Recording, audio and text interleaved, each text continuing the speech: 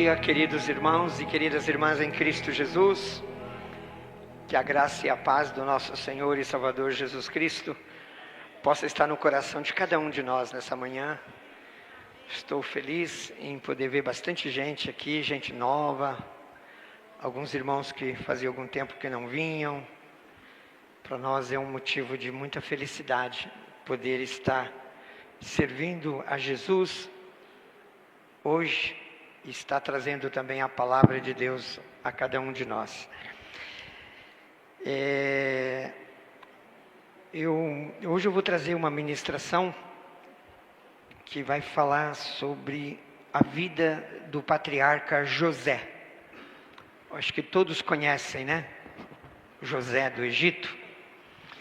E eu queria trazer aqui lições da vida de José. Eu queria que você me ajudasse hoje, né? Nós juntos hoje vamos tentar encontrar lições. Abaixa um pouquinho. Aqui tá bom? Ótimo, obrigado. Nós vamos tentar encontrar lições na vida de José. José foi um homem, todos nós conhecemos a história, não preciso contar, né? Então, tem alguém aqui que não conhece a história de José? Todos nós conhecemos, né? Então, eu não vou precisar contar para vocês. E tudo o que aconteceu na vida de José, eu queria, junto com vocês, tentar encontrar alguma lição prática para a nossa vida hoje. Amém? E o nosso texto áureo está aqui no livro do Gênesis, e em hebraico nós falamos Bereshit, né? No livro do Gênesis, no livro dos começos, e no capítulo de número 30, no versículo de número 23 e o versículo de número 24. Apenas 2 versículos, que diz assim, olha: de modo que ela concebeu e deu à luz um filho, e disse: tirou-me Deus o opróbrio, e chamou-lhe José, dizendo: acrescenta-me o Senhor ainda outro filho.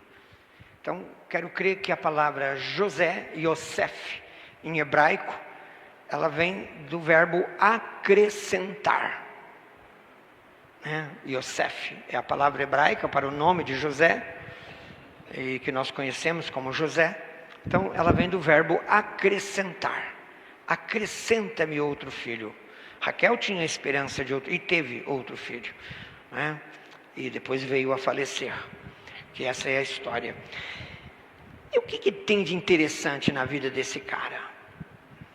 Ele morava com o papai, era o queridinho do papai, mas o odiado pelos irmãos.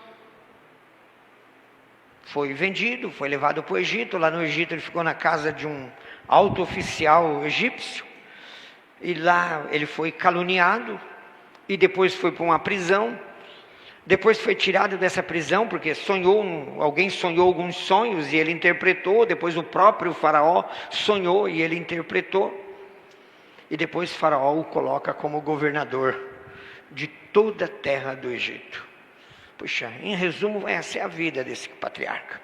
Mas o que tudo isso tem que podemos aprender? Eu quero colocar aqui o seguinte, olha. Primeiro, a história da vida de José é uma das mais conhecidas na Bíblia. Eu me lembro na escola bíblica dominical, quando eu ia com meu pai mandava eu ir para a escolinha, e as tias contavam.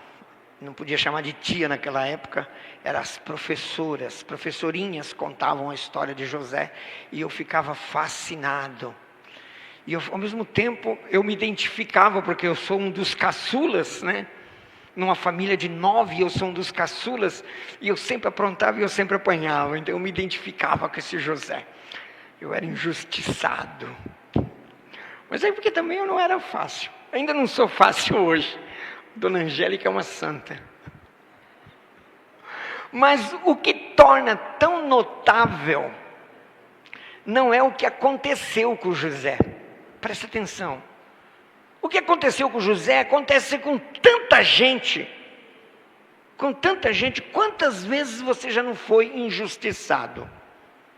Eu lembro uma ocasião que eu estava no começo da minha carreira, eu ainda não estava fazendo faculdade de engenharia, mas eu já era eletrotécnico, e eu precisei fazer um serviço numa determinada empresa, mas eu cheguei muito tarde e não dava tempo, e o chefe da segurança falou, hoje você não pode trabalhar. Eu peguei todas as ferramentas e falei, onde eu posso guardar as ferramentas? Ele falou, aqui.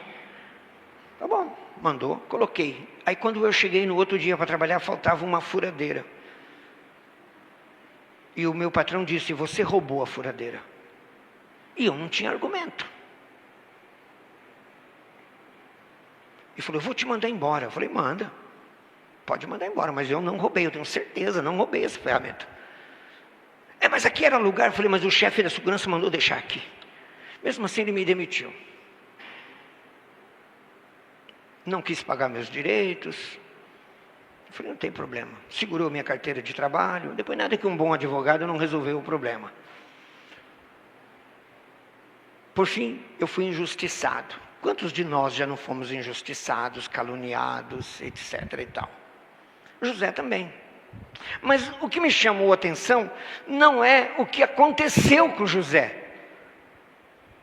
Presta atenção, às vezes acontecem as coisas más conosco e a gente dá uma de coitadinho, ai, tadinho de mim.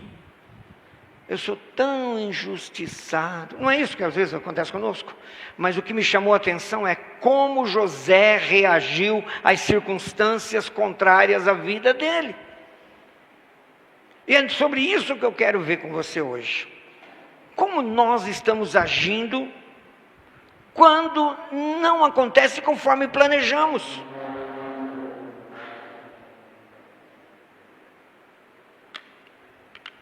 Eu comprei umas galinhas de Angola, porque eu queria criar galinha de Angola, até porque a carne ela é muito procurada na alta gastronomia, e imita a carne do fazão. Eu acho que, quem de nós aqui já não comeu fazão? Hein? É um pouquinho cara, né? Mas imita. E eu, pensando em ganhar algum dinheirinho, comprei as galinhas de Angola. Quando chegou os pintainhos, que eles cresceram, eram todos machos. Ninguém botava ovo. Que frustração! A vontade foi passar uma faca em tudo aquilo e comer todos eles, mas a Angélica não come. Então, ficou lá.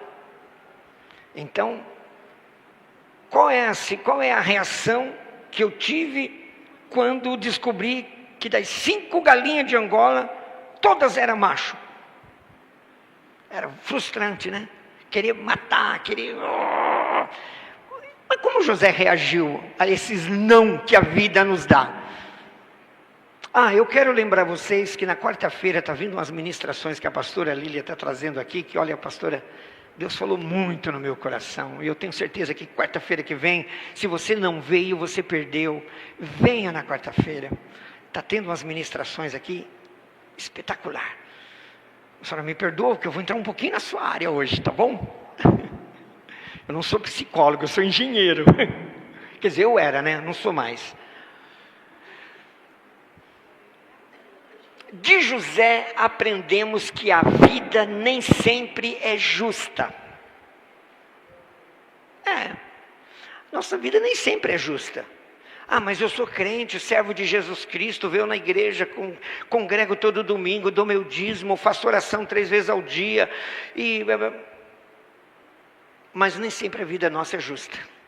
E olha, por que nem é justa? José cresceu numa família, não cresceu numa família ideal. Quem é que tem uma família ideal hoje? Ele cresceu numa família ideal, porque olha, veja lá, os irmãos de José não cumpriam o que falavam. Lá em Siquém, Diná, para casar Diná, necessário era circuncidar todos os homens de Siquém, não era? Então, e o rei de Siquém cumpriu com a palavra, todo mundo circuncidando. E no 8º dia, quando estava todo mundo naquela dor, os irmãos de José foi lá e matou todo mundo lá em Siquém. Está na Bíblia, está aí, ó. Gênesis 34, Gênesis 38. Eles cumpriam o que falava? Não tinha palavra. Olha os irmãos de José como que eram. Olha essa família. Tem mais, ó. Havia adultério e desrespeito entre enteado e madrasta. Rúben adulterou com uma das mulheres do pai.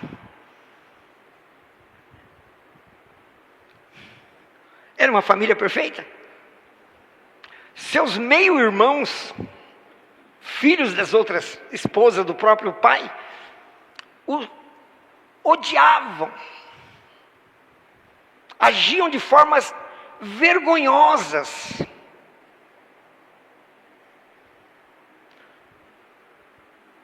Tanto que aqui lá em Gênesis 37, verso 2, Jacó manda José ir ver como estavam os irmãos. E trazia notícias das presepadas que eles faziam. José viveu no meio de tudo isso. Não, imagina, Jacó tinha 4 esposas. José viveu no meio de uma situação dessa. Imagina aquelas brigas que tinha na cozinha. 4 mulheres brigando. Uma só, né, irmãos? Brigando, falando no nosso ouvido já é muito. Estou vendo os homens granhinos aí, né? Já é muito. Imagine 4. O cara era corajoso.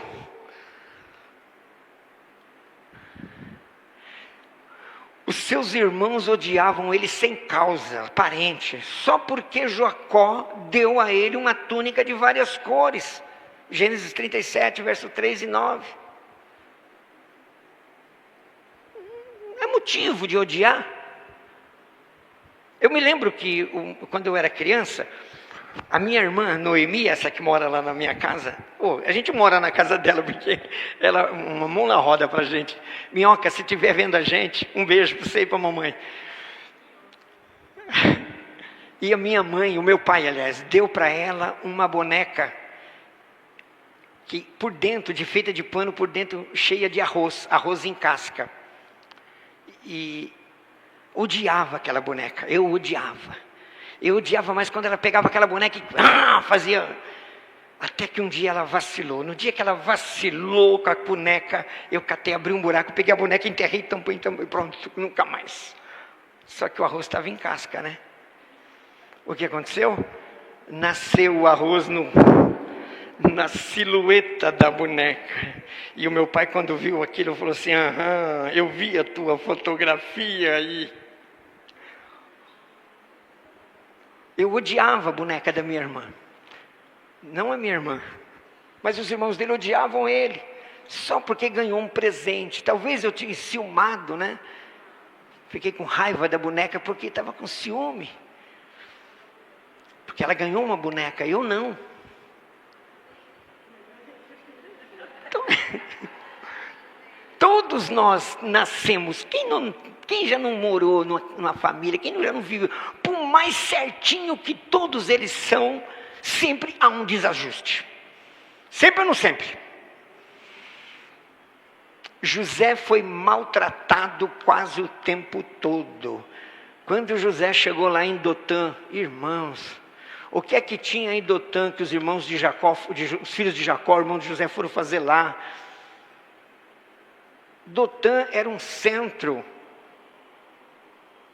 da idolatria cananeia. E o culto dos cananeus, qual é o clímax do nosso culto cristão?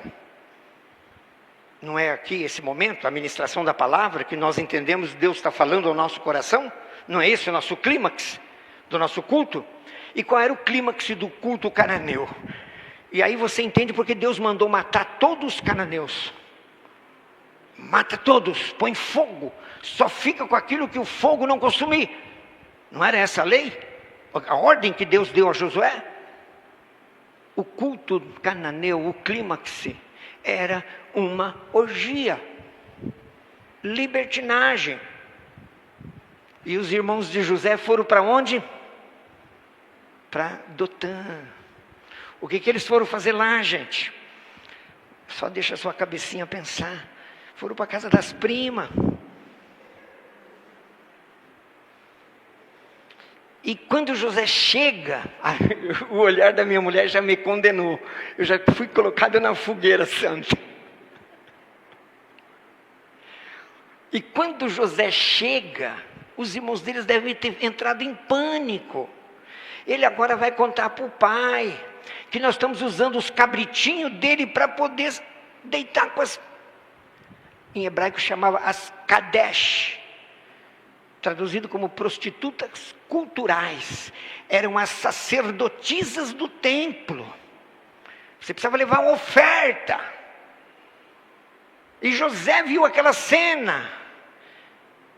Então tá aí, explica a raiva, acumulado do ciúme. O pai, né?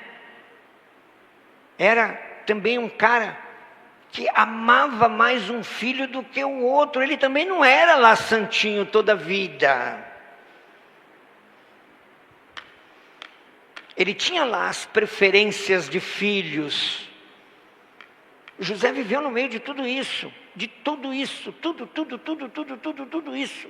E você, como é a sua família? Em que família você nasceu? Olha, eu quero dizer uma coisa para você. A minha família também não é uma família certinha, nem a minha casa, nem eu, minha mulher, meus filhos, os filhos dela, nossos 5 filhos, porque nós cumprimos o mandamento do Senhor. 5 filhos, que é a aljava, né? Que cabe 5 filhos. Quem tem menos de 5 filhos ainda não cumpriu o mandamento de Deus. Está devendo, vai ter que... A gente também tem lá os nossos problemas. E volta e meia a gente tem que resolver um problema de um filho do outro. Porque aonde cai? Casa dos pais. Porque não somos uma família certinha. Temos os desajustes. E daí você começa a ver os desajustes da sua casa também. Eu não sei quais são, mas você sabe.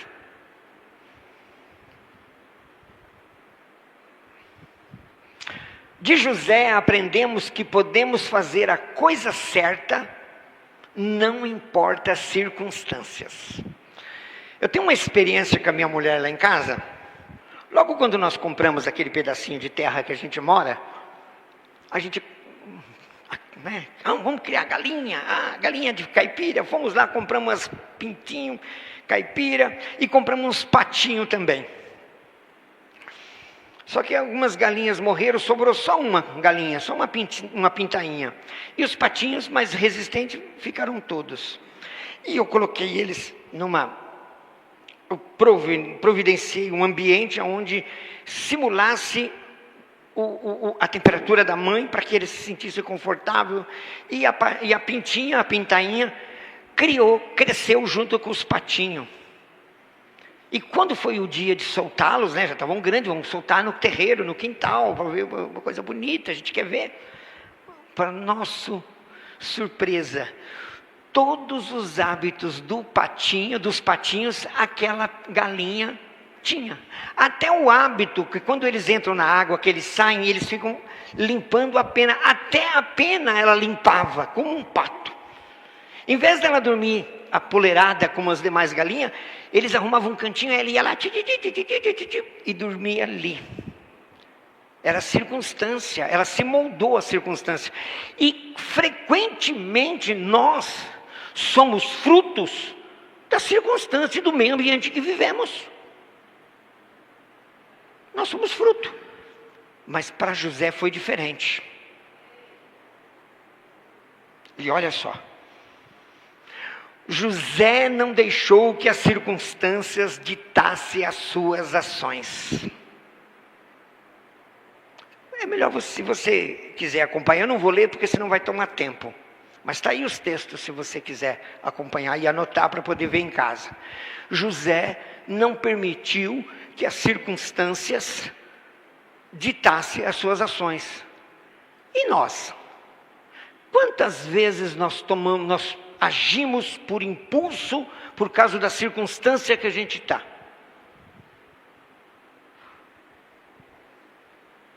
Eu acho que a única pessoa que não agiu ainda por impulso, que nunca agiu por impulso devido à circunstância, foi o Senhor Jesus.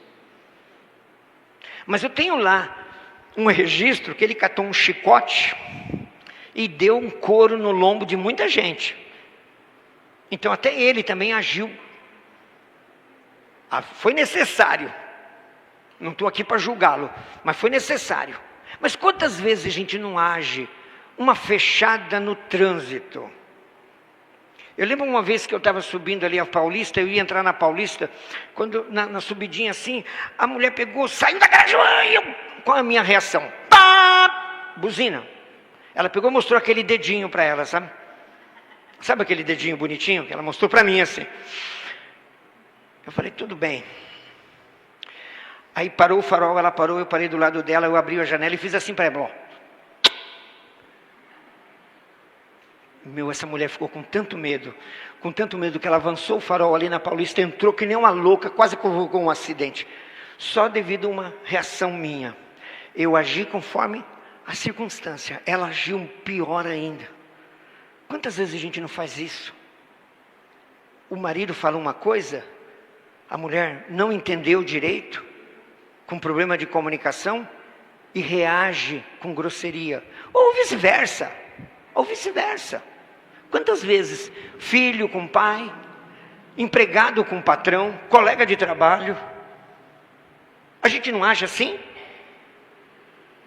Mas José não permitiu que nenhuma daquelas circunstâncias em que ele estava ditasse as suas ações, ditasse o seu modo de vida, o seu modelo de pessoa. E isso me chamou a atenção. Olha, José permitiu que a razão e não as emoções orientasse suas ações.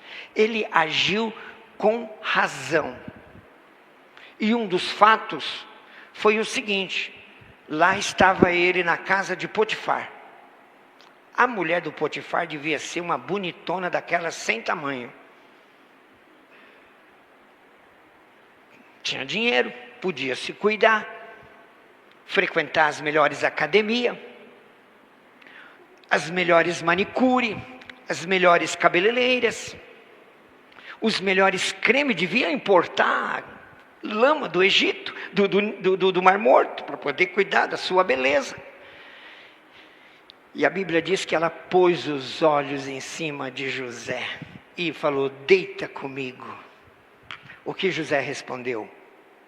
Olha, o meu Senhor não sabe nada do que tem aqui dentro. Tudo ele colocou na minha mão, ele não sabe nada, coitado. Tudo está na minha mão. Ele me colocou sobre tudo isso que vocês têm, exceto você. Como eu faria uma maldade dessa com o meu Senhor e um pecado desse contra o meu Deus? Presta atenção, irmãos. Eu estou colocando a mulher do Potifar, sem contar ainda também as fantasias que um homem pode ter. E eu não quero entrar nesse tema, até porque se eu for entrar nesse tema e tudo mais, e vocês sabem disso. Mas ele resistiu, ele não permitiu que as emoções orientassem suas ações. E quantas vezes nós somos orientados pelas nossas emoções? Eu me identifico com isso, com essa palavra de hoje. Eu não sei você, e eu só prego nesse púlpito palavra quando fala comigo. Se não falar comigo, eu não trago para cá, e nem no Jaraguá. E não é essa a mensagem que eu vou levar no Jaraguá hoje. No Jaraguá eu vou levar outra mensagem. Em grande parte, olha aqui, Daniel e seus companheiros sofreram o mesmo que José em suas próprias vidas na Babilônia. Foram acusados injustamente. Não foram? Primeiro eles foram levados cativos. Tiraram eles no desterro. Tiraram eles da sua terra, da sua família. Então, meteram eles num palácio. Proibiram eles de cultuar o seu Deus. Falaram: agora você tem que comer essa comida aqui, não aquela. Fizeram barbárie. Mas mesmo assim, esses 4 homens, Ananias, Misael e Azarias, e o Daniel, não permitiram que a circunstância onde eles estavam ditasse quem eles eram. Pelo contrário, eles mostraram realmente: nós somos servos do Deus Altíssimo, e nada disso vai nos contaminar.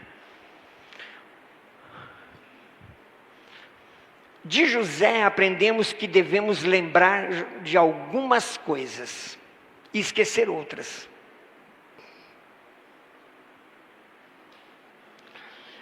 Eu li uma vez, num ditado árabe, que nós devemos escrever na areia toda a maldade que fazem conosco,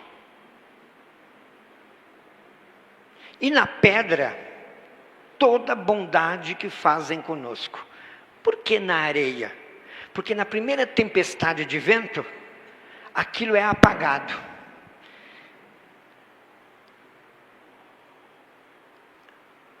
José teve que esquecer algumas coisas amargas que viveu.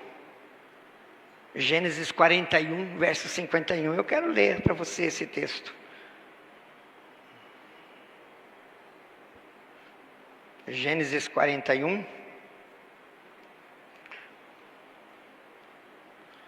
verso 51. E chamou José ao seu primogênito de Manassés, porque disse: Deus me fez esquecer de tudo o meu trabalho e de toda a casa de meu pai. Menachem era o nome desse menino em hebraico. Menachem, que é derivado de esquecimento. José esqueceu, não as origens, mas esqueceu as mazelas. José esqueceu todos os ultrajes. José esqueceu todo o bullying que ele sofreu na casa do pai dele. Está vindo o sonhador. Ele era o sonhador. Fazia um bullying com ele. Não é bullying isso hoje? Ele esqueceu tudo isso. E você e eu, nós temos esquecido todo o mal que fizeram contra nós? Ou ainda existe rancores dentro do nosso coração, mágoas, ressentimentos? Irmãos, um coração ressentido, um coração magoado, é um coração onde o Espírito de Deus não encontra lugar para trabalhar. Não encontra.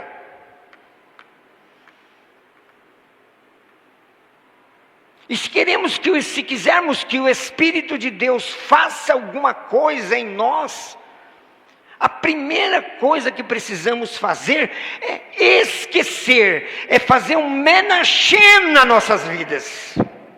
Esquecer o passado, esquecer a família onde vivíamos, esquecer as influências negativas da família da onde viemos. Foi por isso que Paulo fala que agora nós somos a família de Deus. E a família de Deus não é desajustada. A família de Deus é perfeita, porque a família de Deus é a igreja. E quando no nosso coraçãozinho peludo, né, pastora Lilian, existe alguma rancor, alguma amargura, alguma tristeza, nós estamos dando brecha para o inimigo trabalhar por nosso intermédio.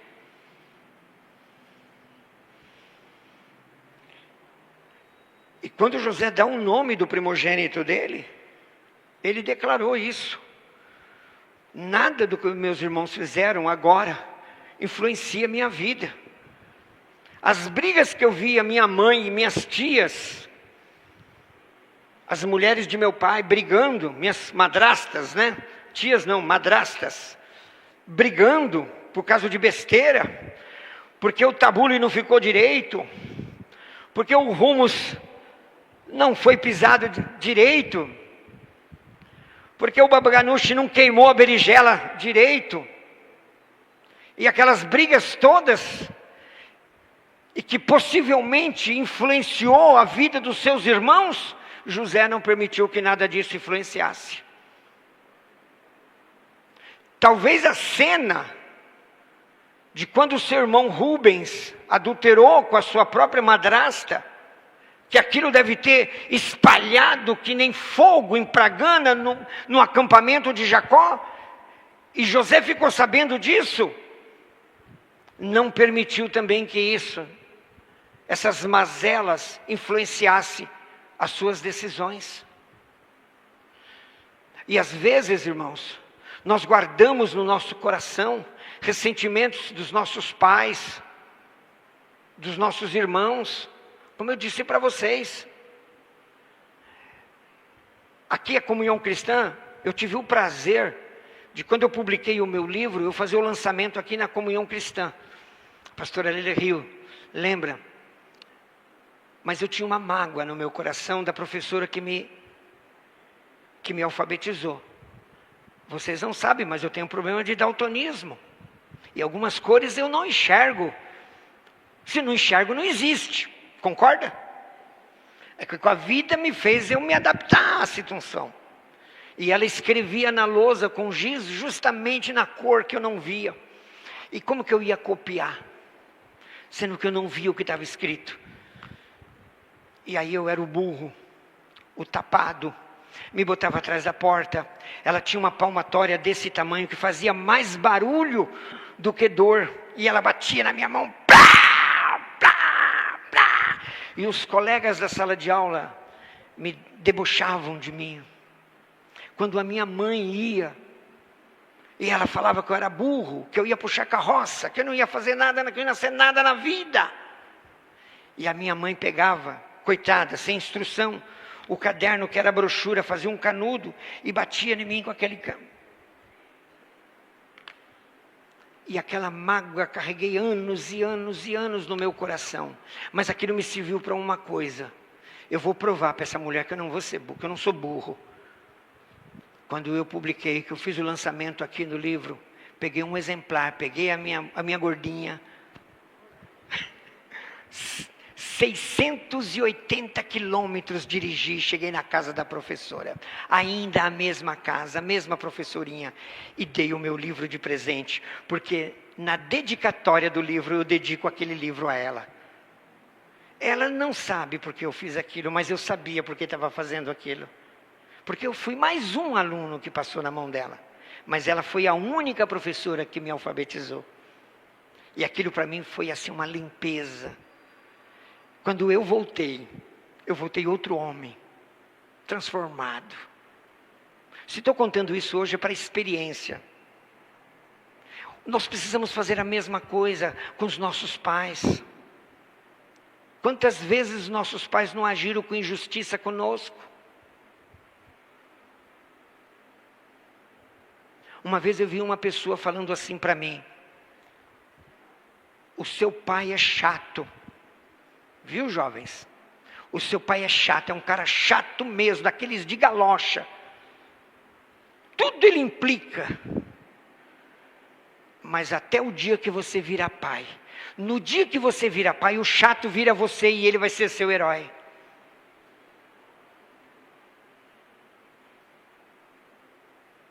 É isso que precisamos fazer. Esquecer o passado. Esquecer as palavras que foram ditas contra nós. As maldições que foram lançadas. José, ele fez um menachem na sua vida. Você precisa hoje fazer um menachem na sua vida. Esquecer. Esquecer o passado. Irmãos, não é amnésia. Não é amnésia. É uma coisa assim interessante, né? Você tem um texto bíblico aqui, você tem uma paraxá na Bíblia, que Deus manda a Israel esquecer, mas lembrar do que... esqueci o nome do que o inimigo fez. Amaleque fez com eles. Esquecer e lembrar. É meio que antagônico, mas é isso mesmo. Você tem que esquecer as feridas que foram causadas dentro de você. Porque essas feridas vão ditar muito do nosso comportamento Estou errado, pastora? Vão ditar o nosso comportamento. Eu me recordo que a minha infância não foi uma infância muito fácil, irmãos. Não foi. Logo cedo, quando eu tinha uns 5 para 6 anos, ou um pouco menos, não preciso a data, a época, o meu pai, por ter aceitado Jesus como Salvador, a minha mãe, o irmão dela, o juiz da cidade e o delegado pegaram o meu pai, botaram numa camisa de força e levaram para um sanatório, dizendo que ele estava louco. E meu pai era analfabeto. Ele sabia que se você pegasse a garrafa, fazia assim, aqui dali era o O, aqui então é o O. Ele sabe que fazia, eu só sabia que o O era feito com o fundo da garrafa, porque era redondo. Mas lá no sanatório ele aprendeu a ler e escrever. E quando ele voltou, ele aprendeu a Bíblia e foi fazer uma faculdade de teologia depois. Então ele não era louco. E a nossa vida em casa, 9 filhos, passamos necessidade. Teve noites que nós não tínhamos o que comer. E aquilo causou em mim um mal tremendo. Eu tinha planilha para controlar tudo, porque eu tinha medo. O maior medo era de chegar um dia e abrir o armário e não ter um grão de arroz para pôr na panela. Aí eu casei com essa senhora aqui, ó. Deus colocou ela na minha vida. E aquele medo existia dentro de mim. E eu não contava, e aquilo me consumia. Me consumia. E quando chegava no dia 20, eu começava a abrir os armários e contar. Os meus filhos falavam assim: cuidado com esse velho, porque ele sabe quantos grãos de arroz tem na lata de arroz. Mas não era controle que eu queria fazer, era medo, era um trauma de infância. Tem um joguinho, que eu gosto de brincar num joguinho, ela chama de rouba-tempo. Onde você tem que construir uma cidade. E a minha preocupação era providenciar comida para o povo. E um dia ela percebeu isso e falou assim: para, isso está te consumindo. E de muito ela falar, eu fui entender que aquele meu trauma de ver meu pai amarrado numa camisa de força, sendo jogado dentro de uma ambulância, e nós ficarmos não sei quanto tempo longe dele, e ter passado fome, me causou um mal. E que na minha vida adulta, já com 45 anos, foi a época que eu casei com ela. Estou revelando nossa idade. Estava me fazendo mal. Irmãos, quantas palavras, quantas ações, quantas situações que vivemos na nossa infância, ou então em casamentos, quantos recalques de casamento nós levamos para a vida futura, de relacionamentos, porque a gente não fez um menachem na nossa vida, porque nós não esquecemos aquilo, e não guardamos na lembrança as coisas boas.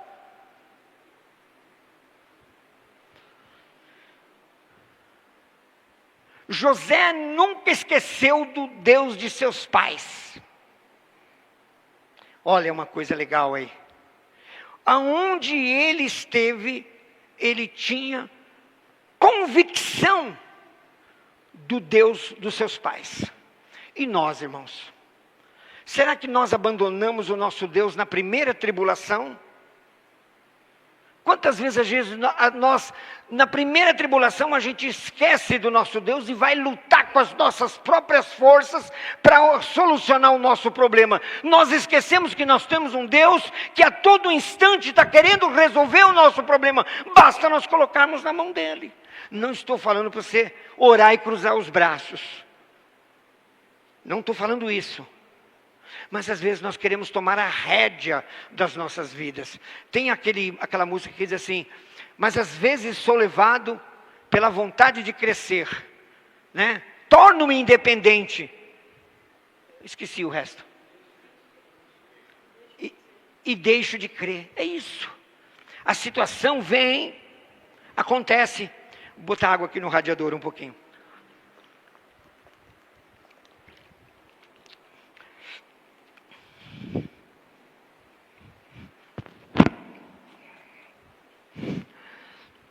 A situação acontece e a gente cresceu. quer tomar as rédeas da nossa. Esquece de Deus, esquece que Ele é capaz, esquece que Ele criou todas as coisas, esquece que Ele nos formou e que Ele nos chamou desde o ventre da nossa mãe. Então Ele é capaz de solucionar o nosso problema. José não esqueceu disso. E nós? Quantas vezes esquecemos, irmãos?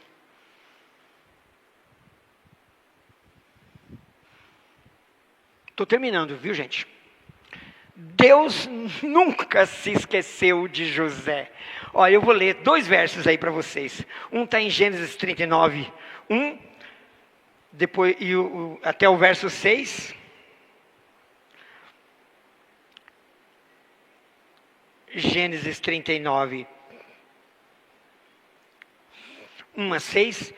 José foi levado ao Egito e Potifar, oficial de Faraó, capitão da guarda egípcio, comprou-o da mão dos ismaelitas que o haviam levado para lá. Mas o Senhor era com José. O Senhor era com José. E ele tornou-se próspero. E estava na casa do seu senhor egípcio. Queridos irmãos, ele estava no meio ele não estava na casa do papaizinho, não era mais o papaizinho que protegia, que dava túnica coloridinha, bonitinha. Perdão. E viu o seu senhor que Deus era com ele, e que fazia prosperar em suas mãos tudo quanto ele empreendia. Deus era com José. Irmãos, Jesus Cristo morreu na cruz do Calvário por você, por mim. Será que Ele não é por nós? Tem dúvidas nisso? Você tem dúvida? Então por que às vezes nós não fazemos o menachem na nossa vida, ou esquecer o passado, esquecer as mazelas, esquecer as maldades que fizeram conosco? O outro, lá no verso 20, desse mesmo capítulo, vamos lá. No verso 20, isso foi na casa do Potifar. E aí o que acontece? Aí a mulher do Potifar caluniou ele. Para onde ele foi? Para onde ele foi? Para prisão, para cadeia. Ele desceu, foi para o fundo do poço. Mas está dando tudo errado na minha vida, ainda Deus é comigo? Eu não sei. A Bíblia fala em Romanos capítulo 8, verso 28, que todas as coisas cooperam para o bem daqueles que amam a Deus e são chamados para o seu propósito. Mas se é todas as coisas, o que é tudo para você? O que é tudo? O que você entende por tudo? É tudo. Tudo é tudo, não é nada, é tudo. Se todas as coisas cooperam para o bem daqueles que amam a Deus, até ir para a cadeia, que nem José foi para a cadeia, é para o bem de José. Paulo e Silas foram para a cadeia. Por quê? Porque expulsou o demônio de uma adivinha. Mas foram para a cadeia. Mas coopera para o bem de quem? Do carcereiro, que se ninguém ia lá no cárcere pregar o evangelho para aquele homem, para aquela vida, e aquela vida era preciosa. Então Deus providenciou. Vai lá, Paulinho, vai lá. Vai lá, Paulinho. O Paulinho é eu que estou colocando. E o carcereiro foi salvo. E aí, o que acontece agora? No verso 20 a 23. Olha aqui. Ele coloca aqui, ó. Então o Senhor de José o tomou e o lançou no cárcere, no lugar em que os presos do rei estavam encarcerados, e ele ficou ali no cárcere. O Senhor, porém, era com José. Vou repetir. O Senhor, porém, era com José, estendendo sobre ele a sua benignidade e dando-lhe graça aos olhos do carcereiro. Até lá José testemunhou do Senhor. Até lá, no fundo do poço, ele não abandonou o Senhor. E eu? E você? Pergunte para você mesmo: eu seria como José numa situação como essa? Ou eu falaria que nem a mulher de Ló: amaldiçoa esse Deus e morre? Era para nós ainda estarmos do lado de um Deus desse, que em vez de progredir, desce a ladeira abaixo. Né? Que tem um samba aí, não sei de quem é. Lá vem o Brasil descendo a ladeira. Não sei quem é que canta esse samba aí. Né? É para descer a ladeira. Não era uma situação... Quando nós não temos a esperança de Cristo nas nossas vidas, quando nós não temos a promessa de Deus, a gente abandona sim. A mulher de Jó, ela não tinha a esperança de Jó. Por isso que ela falou, abriu a boca e falou: amaldiçoa esse Deus e morre. Imagina as circunstâncias que José estava agora. Já não bastasse ser escravo no Egito, longe do papai, longe da mamãe. Aliás, a mamãe já tinha morrido. Longe do papai, longe do convívio dos irmãos falsos que ele tinha. Mas eram irmãos. Por pior que fosse, eram os irmãos dele. É bom estar com os irmãos. Mas agora ele estava numa terra estranha, no meio de um povo estranho, uma língua estranha. Vocês acham que José, quando chegou lá no Egito, ele falava o copta, que era a língua deles? Não, ele teve que aprender. Imagina o bullying, o quanto que ele não tomou na vida para poder aprender. Quem já saiu do Brasil e um outro país e não fala a língua, quanto já sofreu?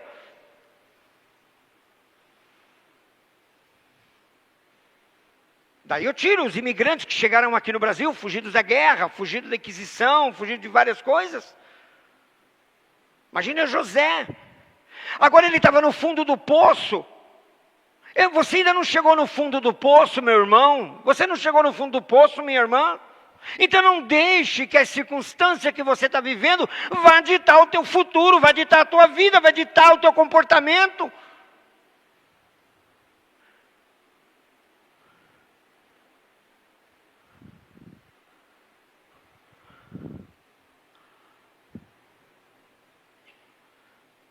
Conclusão.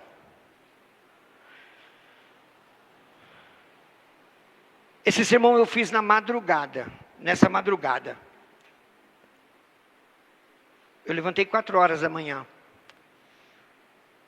Porque eu ia pregar o mesmo sermão que eu ia pregar hoje à noite. Mas Deus me incomodou à noite. E falou: não. Não é essa a mensagem que eu quero que você pregue lá. E eu sou obediente. Se Deus falar, derruba esse prédio, e Ele falar, derruba, eu venho e derrubo. Meto uma reta escavadeira aqui, derrubo tudo, põe no chão. Porque eu sei que Ele vai reconstruir um prédio novo. E eu acordei de madrugada. E preparei esse sermão. E na conclusão, José nos ensina que não devemos deixar que as circunstâncias nos controlem. Sabe quem tem que te controlar? O Ruach HaKodesh, o Espírito Santo. Que Deus possa nos abençoar. No nome de Jesus. Amém.